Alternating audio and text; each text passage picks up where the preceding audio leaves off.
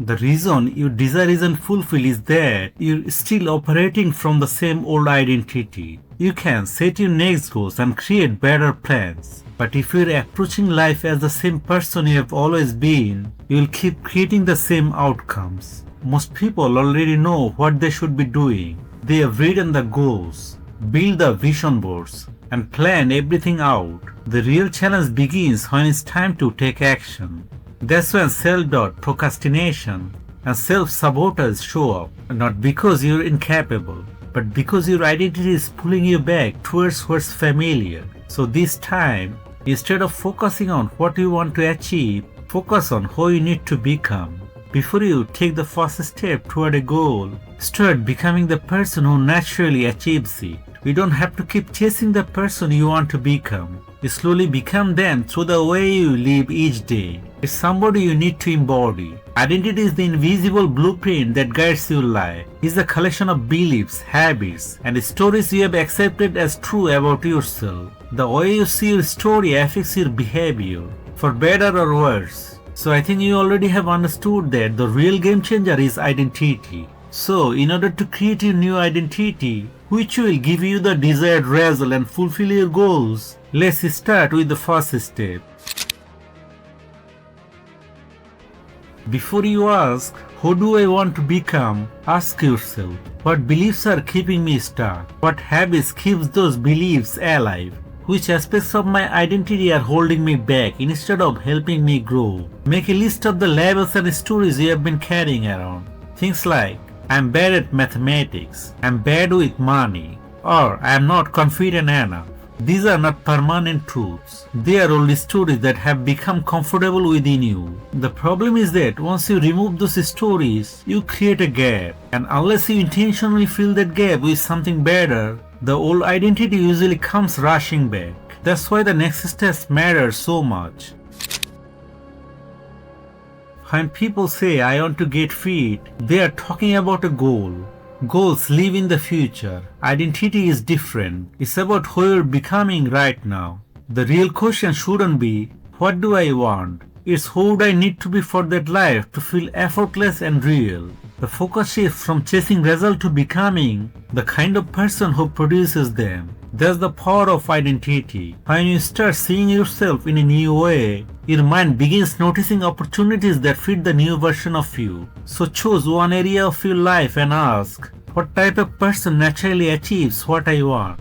Fit people often think, I take care of my health. Successful entrepreneurs think, I create value consistently for my customers. Confident people think, I act even when I don't feel completely ready. The goal is to give your brain a clear direction. That's why you need to bring that future version of yourself to life so vividly that it feels real.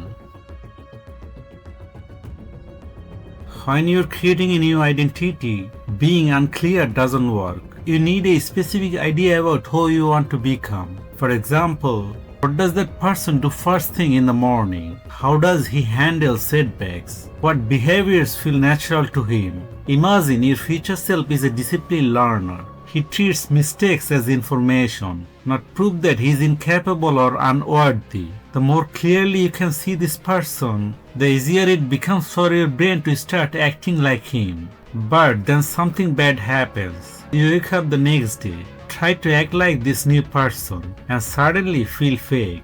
That's where most people quit. The truth is, that feeling isn't evidence that you are failing. It's evidence you are changing. And the gap between who you are and who you are becoming is exactly where transformation begins.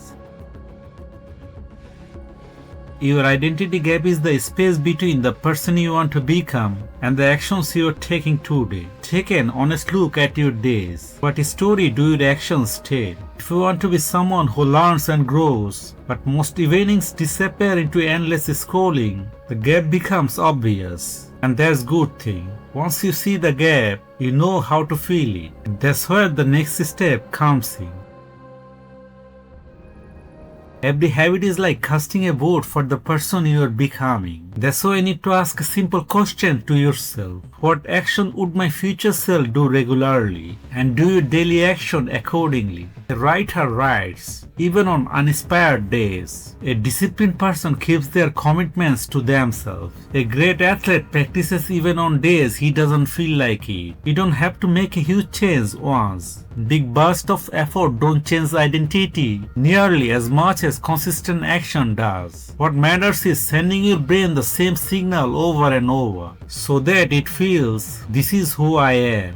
But there's a catch. Your brain is a poor record keeper. If you don't track your progress, you often forget the evidence you have been collecting. That's why you need to follow the next step. Here's the strange part. Belief doesn't always come first. In fact, psychologists have found that we often believe something about ourselves only after we have seen ourselves act that way repeatedly. Your brain is like a detective. Every day it's collecting evidence and updating its answer to one question.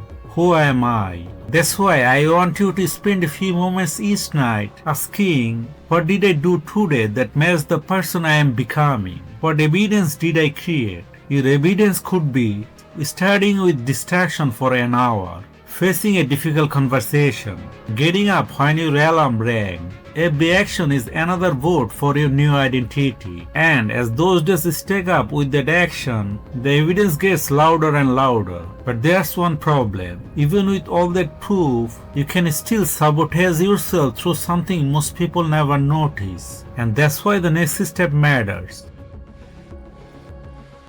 The way you talk to yourself matters more than you think. People often keep themselves stuck in an old version of who they are by saying, I always fail to complete work on time. I am not good at this or that. The problem is that your mind takes those statements as proof of who you are. Instead, try using language that reflects growth. I am learning to be disciplined. I am becoming more capable of completing my task on time. I am improving through practice. It's recognizing that change is happening. You're not a finished product. You're constantly evolving. But there's one important thing to consider. The truth is, your surroundings influence your behavior more than you think. You may want to become a reader, but if your books are out of sight and your phone is always within reach, your environment is making it easier to scroll randomly. Ask yourself, how can I make my future self's habits easier? How can I make my old habits more difficult? Keep a book where you will see it. Put your phone in another room while you read. People you connect with regularly have a big role in building an identity. So try to avoid those who don't match your new identity. Studies shows that changing your environment can dramatically increase your chances of sticking with a new identity. Make the right choice easy and the wrong choice inconvenient. But besides, you have to consider, in this stage, a familiar voice may still show up. It might say, you're not really this person, or you have never been able to change. That's not your enemy talking. It's your brain trying to protect you by pulling you back to what feels familiar. The problem is that your brain sees change as a threat. That's why growth can feel uncomfortable. When resistance shows up again and again, don't take it as a sign to quit. Take it as a sign that you're moving in the right direction. Think of it like renovating an old house. The noise and mess are part of the process. So when something feels awkward or unnatural, remind yourself that's okay. Growth is supposed to feel different. But in spite of hesitation, you have to take action. Act now and allow your self-image to catch up later. Think about the ship of Theseus. Little by little, every part of the ship gets replaced. In the end, none of the original pieces are left. But people still see it as the same ship. Identity works the same way. Every small step replaces another piece of the old you. At first, the changes feel tiny, but stacked together, they add up. One day, you realize you have become someone different. You are still you, but you have rebuilt yourself piece by piece. So your identity doesn't change in one life-changing moment. It grows little by little, choice by choice, through the small actions most people never notice. And don't forget to watch the other important video about If I started shifting my identity in 2026, I would do this.